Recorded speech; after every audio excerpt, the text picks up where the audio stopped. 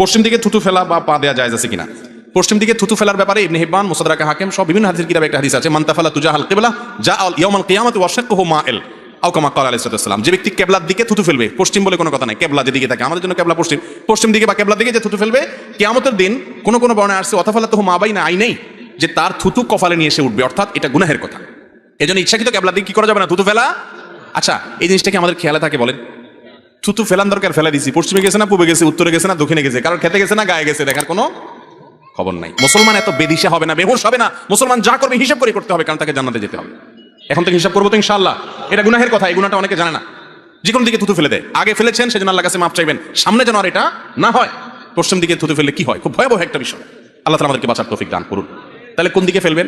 থুতু ফেলার জন্য সবচেয়ে উত্তম এবং সুন্নাহ হলো নিজের বাম দিকে নিচের দিকে, নিজের বাম দিকে নিচের দিকে যদি ফেলানোর জায়গা থাকে, বাম দিকে পরিবেশ নাই ডান দিকে ফেলেন, তবে নিচের দিকে ফেলবেন। যদি কেবলা সামনে থাকে কেবলার দিকে ফেলবেন না, অন্য কোনো দিক থাকলে সামনে ফেলতে পারেন, অসুবিধা নেই। তবে সুন্নাহ হলো নিচের দিকে ফেলানো।